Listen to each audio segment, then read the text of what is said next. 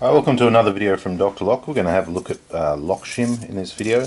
This is this very fine metal right here, extremely thin, and this is used for two reasons. One, if you need to open up a lock cylinder and you can't pick the lock open, and the next one is if you need to remove the lock plug, which is this part right here.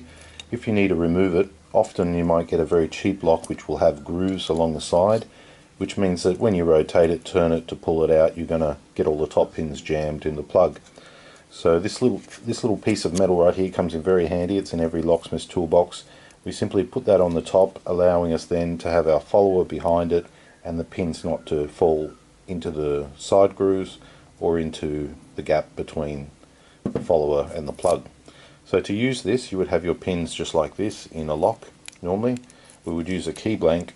We would insert it from the back of the lock and slowly lift the key in and out until we find our shear line. And by pulling the key backwards, we could continue on until we get to the front of the lock and then allow the lock to open. Okay, there is other tools like shim holder and things like that, but to be quite honest, it's just a piece of metal. You don't need any shim holder or anything. If you do push too hard, you will wreck the front edge, in which case then you will need to repair it. Two ways of repairing it. One, you could use a hammer and just give a little pat down. Two, you could get a pair of scissors and just give it a very fine little trim, so that way your front edge is being repaired, because that's the most important part of the tool. Now that's the tool. They're available from drlock.com.au on our lock shop for any hobbyists who want to do their own locks. Now I'll take you through and I'll show you how to use it. That's probably the best angle. So we have our lock cylinder here. We don't have a key for it. So first thing we're going to do is just remove the tail piece. Let's do that quickly with a screwdriver.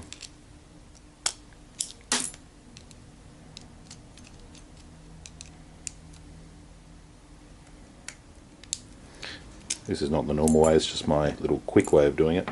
Then we would put the lock into a vise like so. Now we're doing this because we would like to change this lock to a new key. We'd pick up our shim and we'll put it into the lock. I'll give you a quick look at where it's actually going into the lock. As you can see that there, it's going between the top pins. You've got the springs, the top pins and the bottom pins. What we're going to do now is manipulate the key backwards and forwards to allow us to open the lock. So I'm making sure I'm using the right type of key, 5-pin lock, 5-pin key. I'm pushing this all the way to the back because we're going to start working on the 5th chamber. So if you see this plug here as an example, this one here only has 5, this one example has 6. So we're basically starting at the back and working our way all the way to the front. So I put my key all the way in, make sure it's in the vise nice and strong so it doesn't move. And then I simply just pull the key back slightly as I put light pressure on the front of the key. I can also give it a wiggle left and right. That definitely does help, and you'll feel it move in. Right there I've seen it just move a slight fraction. You might notice it move on the next one. Okay, that's the 2nd pin down. Now if I push too hard on this shim, I'm going to create a burr on the front edge of the shim, meaning the shim will then need to be repaired.